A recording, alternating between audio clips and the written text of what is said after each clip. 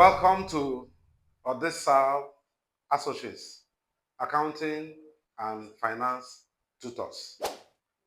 Today, we are going to complete the last lap of our financial ratios. We had dealt with profitability ratio and liquidity ratio in the last episode. In this episode, we're going to look at efficiency ratios and solvency ratio. Efficiency ratio, also known as activity ratios or utilization ratios, are financial metrics that measure a company's ability to utilize its assets, manage its operation, and generate sales. These ratios help stakeholders evaluate a company's efficiency, productivity, and effectiveness in using its resources. Types of efficiency ratios. These are the ratios that we're going to look into. Asset turnover ratio, inventory turnover ratio, accounts receivable turnover ratio, accounts payable turnover ratio, days sales outstanding, DSO, days inventory outstanding, DIO, and days payable outstanding, DPO. Asset turnover ratio measures the company's ability to generate sales from its assets. The formula for asset turnover ratio is revenue over total assets. Like I said, that the ratio defines or shows the ability of the company to manage their assets to generate revenue. The next one is inventory turnover ratio, which measures the company's ability to sell and replace its inventory. The formula is cost of goods sold over average inventory.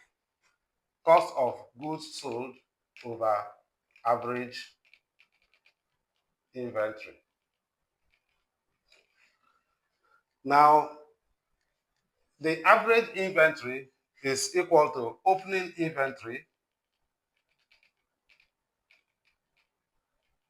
plus closing inventory divided by 2. In a question where you have opening and closing inventory, you must get the average of the two. A simple average by adding the two and dividing them by 2. The next one is account receivable turnover ratio. This measures the company's ability to collect its account receivables. The formula for account receivable turnover is equal to revenue over average accounts receivable. Now, I want to bring to your notice that this revenue will not include cash revenue, but credit sales, all the credit sales.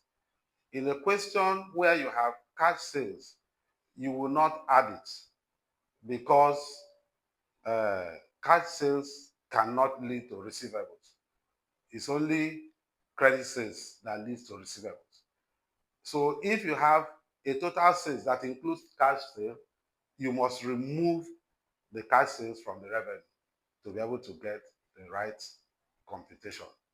So in this, you have revenue divided by average account receivables. So just like the inventory, you'll also have opening account receivables plus closing account receivable all over 2 to get the average account receivables. The other one is accounts payable turnover ratio. Accounts payable turnover ratio. This also measures the company's ability to pay its account payable. Just like the other ratio we looked at before, the account receivable looked at the ability of the company to collect their debts from their customers. That is how this one looks at the ability of the company to settle its suppliers that supplied something for them. So the formula is cost of goods sold divided by average account payable. We again have talked about average account payable. So you are going to add opening and closing and divide by 2, as the case may be. But in a circumstance where you don't have opening and closing, use the one you have to compute. Okay, we have days sales outstanding, DSO. Measures the average number of days a company collects its account receivables. Average number of days a company collects its account receivable. The formula for DSO is average account receivable over revenue multiplied by 365 days. Average account receivable, average ARO over revenue or sales. This will be credit sale multiplied by 365 days. This is assuming that you are not given number of days in the question. Sometimes the questioner can say a 350 days, a 330 days. What number of days they give you is what you are going to use. But if you are not given any number of days, before you will use 365 days. So it's not automatically that you must use 365 days, even though the person tells you that that year is a 350 days year. So watch out for such thing so that you will not make mistake. The other one is days inventory outstanding, DIO. It also measures the average number of days it takes to sell and replace inventory. So the formula is average inventory over cost of goods sold times 365 days. Average inventory over cost of goods sold multiplied by 365 days. The same theory I explained before also hold. Then the last one we'll look at in this activity or efficiency ratio is day payable outstanding, DPO. This one is directly opposite of days sales outstanding. It measures the average number of days it takes to pay account payable. The formula is average accounts payable divided by cost of goods sold times 365 days. So that will give you the number of days that it takes to pay the debt of the company. Effects of efficiency ratios. 1, evaluating asset utilization. 2, identifying operational efficiency. 3, comparing with industry averages. And 4, making strategic decisions. It's almost the same as what I explained in the other lessons. When you talk about evaluating asset utilization, it's only trying to relate the efficiency of your use of assets, how the management was able to use their assets in terms of selling their inventory fast, collecting their receivables, and also paying their payables. Then it will also help them to guide them in their operation to bring in efficiency in operation.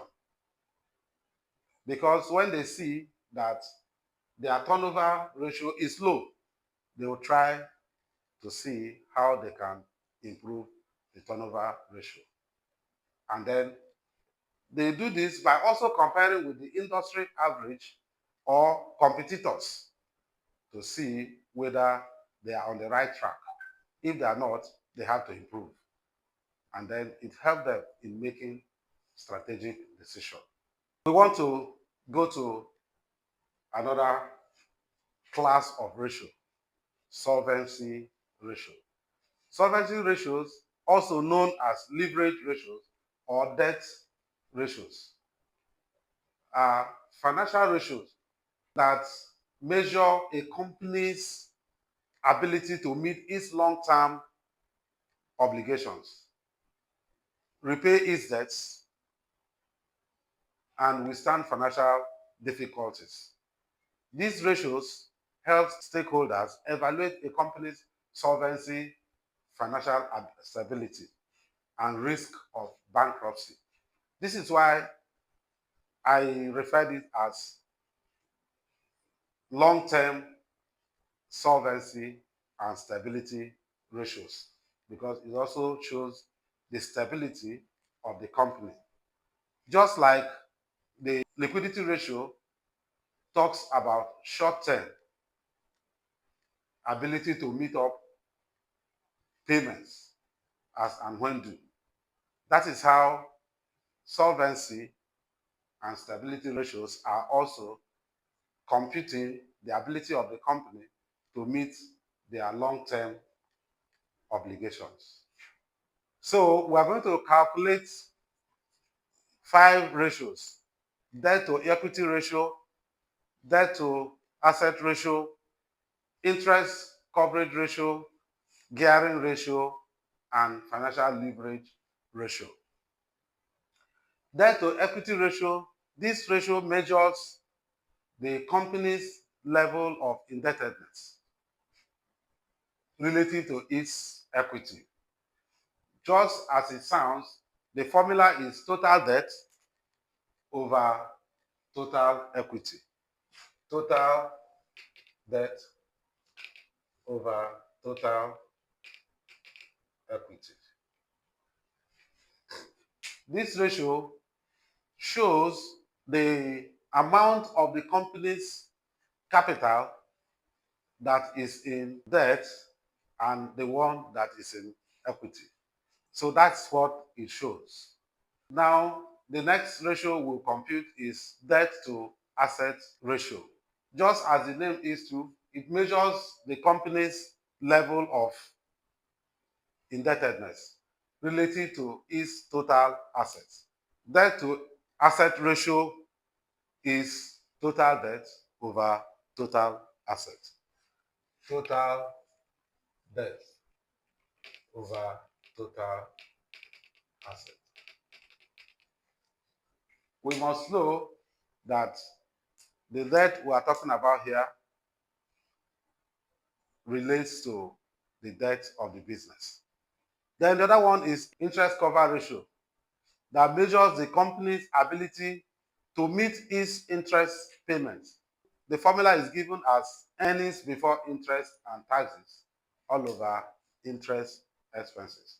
So it means that if you are given profit after tax, you have to look for the element of tax and interest that might be provided in the question and add it back to profit after tax in order for you to get earning before interest and tax, for you to be able to compute your interest cover ratio. So that's that. Then the gearing ratio. This ratio measures the proportion of a company's capital that is financed by debt. The formula is almost the same as that of debt to equity ratio. But while the gearing ratio measures the proportion of the company capital that is financed by debt, the debt to equity ratios measure the company's ability to pay back their debts as and when due. The last ratio we'll compute here is financial leverage ratio, financial leverage ratio. This ratio measures the company's use of debt financing relating to its equity. So its total assets all over total equity. That is what the ratio measures. Uses of solvency ratios. One, evaluating creditworthiness of a company. Solvency ratios help creditors assess a company's ability to repay its debts. Two, assessing financial stability. Solvency ratios help stakeholders evaluate companies' financial stability and risk of bankruptcy. So when they see that the company is stable, they can give out loans to the company. Comparing with industry average. Of course, this will help them to make decision whether they are doing well or they're not doing well, and whether they will change from their process or strategy to others, making investment decision. It helps both the company and other stakeholders of the company to make decision concerning whether the company is solvent or is heading for liquidation. Okay, so this is solvency and activity ratios. We are going to solve a question to illustrate mathematically all that we have learned on solvency and activity ratio. Slink PLC statement of profit or loss and other comprehensive income for the year ended 31st December 2022.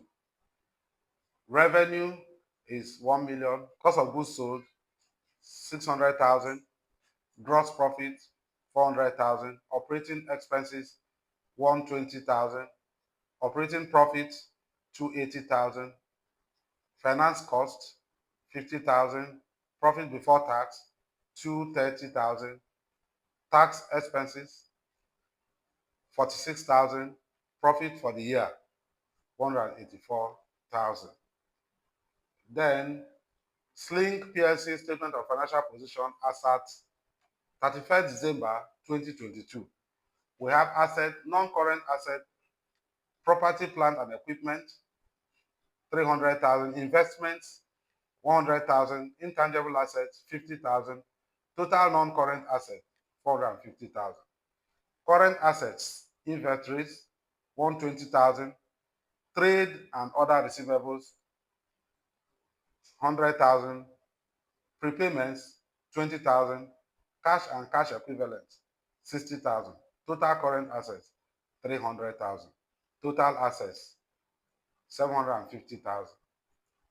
Equity, share capital, 400,000. Retained earnings, 150,000. Total equity, 550,000. Liabilities, non-current liabilities, long-term loans, 100,000. Total non-current liabilities, 100,000. Current liabilities, trade and other payables, 50,000. Accruals, 20,000. Tax payable, 10,000. Short-term loans, 20,000. Total current liabilities, 100,000. Total liabilities, 200,000. Total equity and liabilities, 750,000. Using the above financial statements, calculate the following efficiency ratios. 1. Asset turnover ratio. 2. Inventory turnover ratio. 3. Account receivable turnover ratio. 4. Accounts payable turnover ratio. 5. Days sales outstanding DSO. 6. Days inventory outstanding DIO. 7. Days payable outstanding DPO. Then solvency ratios. We have debt to equity ratio, debt to asset ratio, interest coverage ratio, gearing ratio, and financial leverage ratio. So these are the ratios that we are going to compute. We'll start with efficiency ratio. One, asset turnover. Asset turnover. Of course, the formula has been given as revenue over total asset. So the revenue there is 1 million. 1 million. While the total asset in the question is 750,000. This will give you 1.33 times.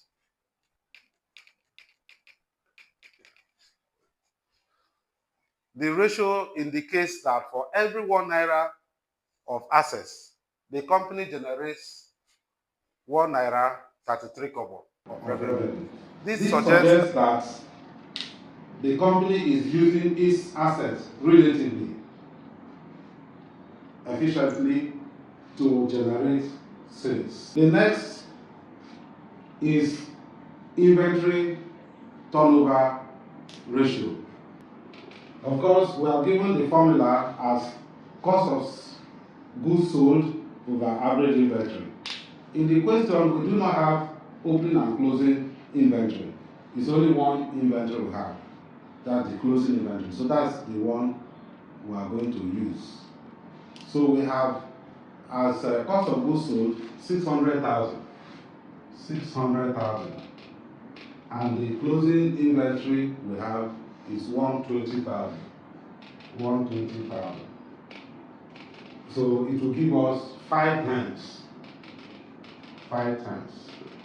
This is telling us that the company sells and replaces its inventory 5 times per year.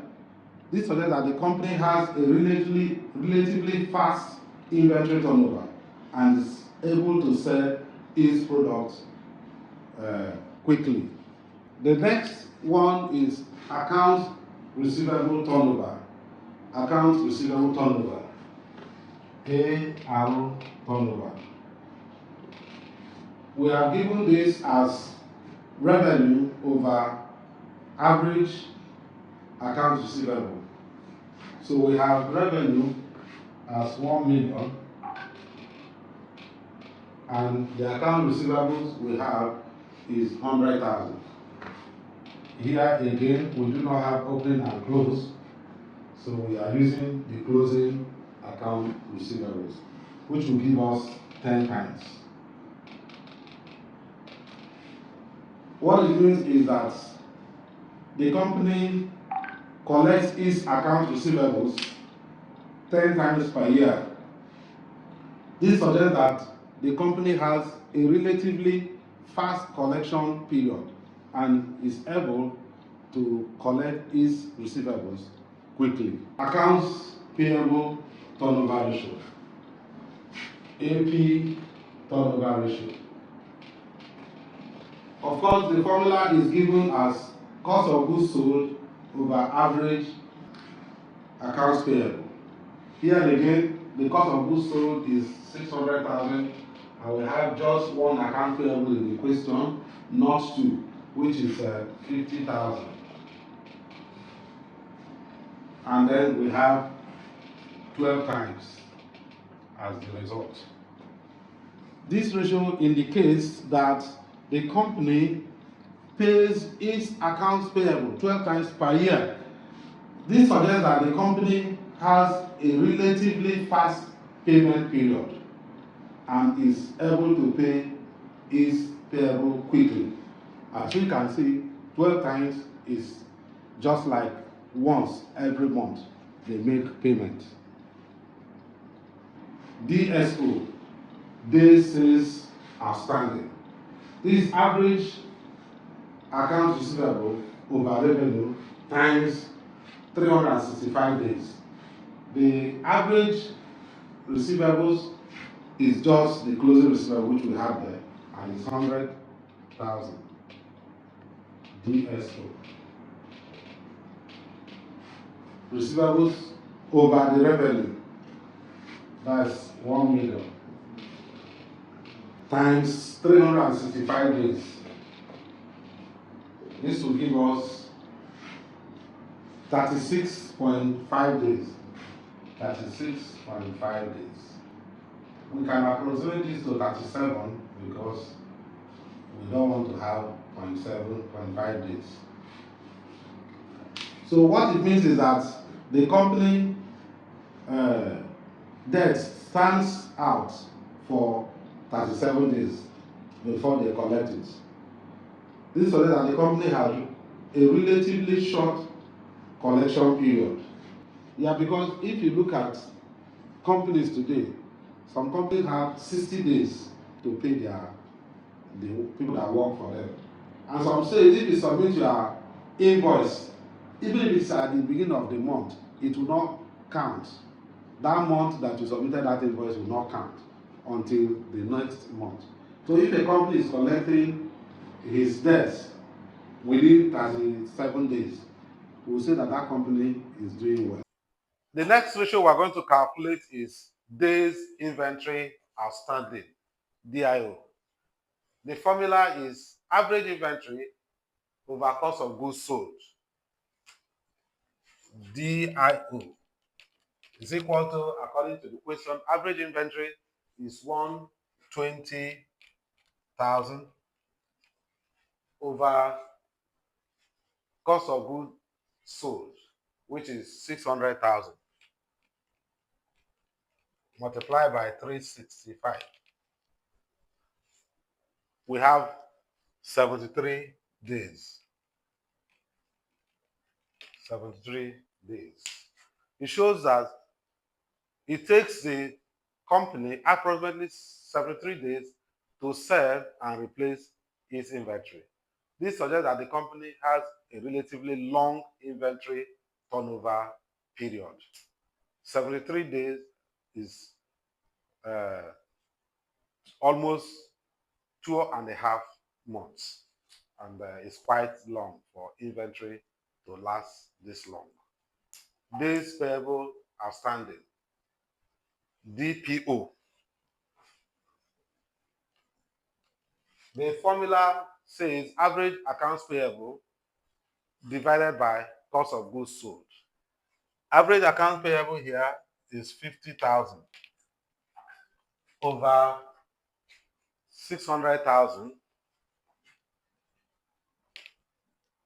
multiplied by 365, which will give you 30.4 days.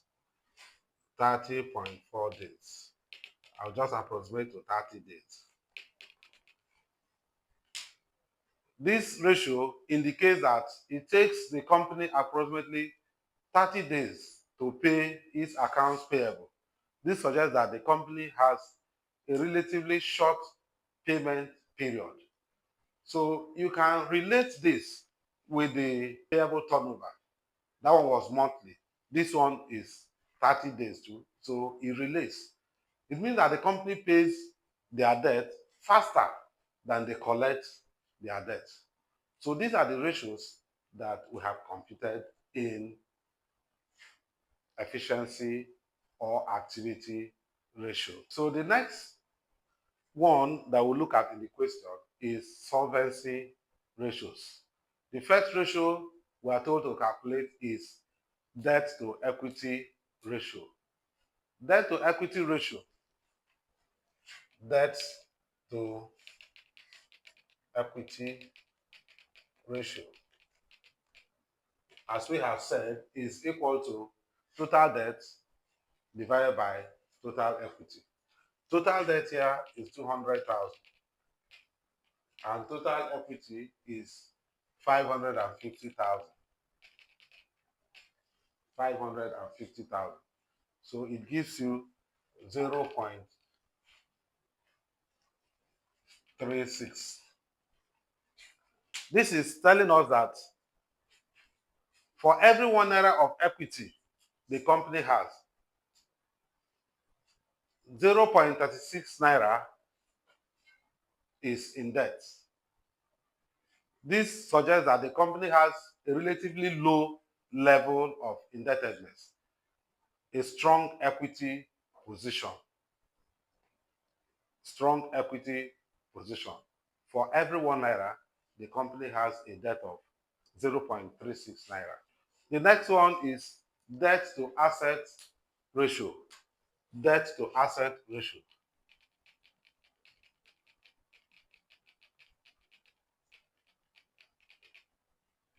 equal to total debt 200,000 all over total asset 750,000.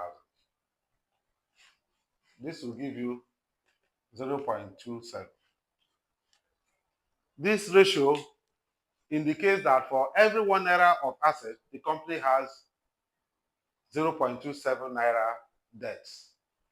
This suggests that the company has a relatively low level of indebtedness and a strong asset position. Interest coverage ratio. Interest coverage ratio. Interest coverage ratio is earnings before interest and tax all over interest expense. All over interest expense. We saw that in the question, the earning before interest and tax was 280,000, while the interest was 50,000. The resultant effect is 5.6 times. 5.6 times. This ratio indicates that the company's earnings are sufficient to cover its interest expense 5.6 times. This suggests that the company has a relatively strong ability to meet its interest payments. Gearing ratio. This is the same, like I explained before, as debt to equity ratio. So you also have total debt all over total equity. But this we are going to multiply by 100 because it's showing the proportion of the capital that is financed by debt. So in this case, we have as total debt 200,000 all over 55000, which will give us 36.36%. 36.36%. This ratio indicates that 36.36% of the company's capital is financed by debt. This suggests that the company has a relatively moderate level of gearing. When they say a company is highly geared, it means that the company is financing their activities through debt more than through equity. But this one now is moderately geared, it's not highly geared. If there is no debt at all, then that company is not geared. So that is what gearing states, the level of indebtedness or financing companies' operation through borrowed fund. That is gearing. And the last ratio we are going to compute according to the question is the financial leverage ratio. This is given by total assets over total equity. The total asset is 750,000 and the total equity is 550,000. This will yield 1.36. This indicates that for every 1 naira of equity, the company has 1.36 naira of assets. This suggests that the company is using a moderate level of financial leverage. to acquire assets. Okay, we have actually come to the end of financial ratio as used in interpretation of financial statements. We saw that there are different ways of interpreting financial statements. We looked at the horizontal analysis, the trend analysis, the vertical analysis, and the financial ratios. And we said we're going to uh, anchor on financial ratio, which is the most widely used uh, interpretation of financial statement. And we looked at four classes of ratios. We looked at profitability ratio, the liquidity ratio, the efficiency or activity ratio, and the solvency or long-term stability ratios. And we have seen all these ratios, how they affect the operations of the company. Or let us say, how the operations of the company yielded when we applied ratios interpretation into them. And we see broadly that it will assist an investor or a lender or anybody that has anything financial to do with the business to determine whether the business is healthy or the business is sick. Like you go to a doctor to diagnose you, and he sees all the things in your body, you tell him, and sometimes they test you with apparatus to find out whether you are healthy. That is how financial ratio is. To test the organization using their financial statements, applying ratios on them in order to find out whether the company is doing well or whether there's an improvement to be made, whether you should invest in that company or not. Like I said, there are a lot of things to do with ratio and different questions to answer in ratio topics. I have just given you very simple questions so that it will help you to understand. I am going to solve some complicated questions and then I will post it online for you to go and study, because no serious lecturer will just set simple ratio question and think that you are going to solve for ratio and then give the answer. Take note that you must interpret the figure that the ratio gives you. Where you do not do that, you have failed.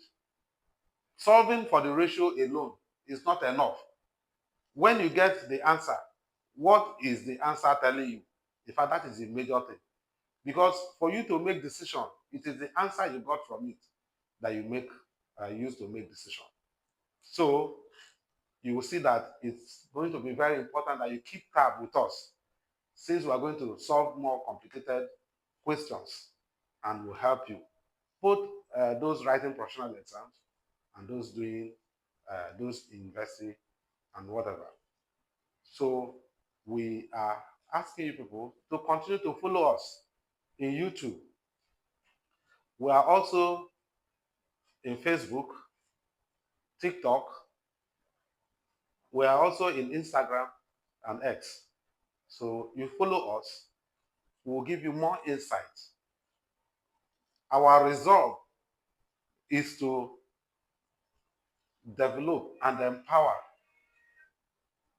financial excellence globally. Thank you.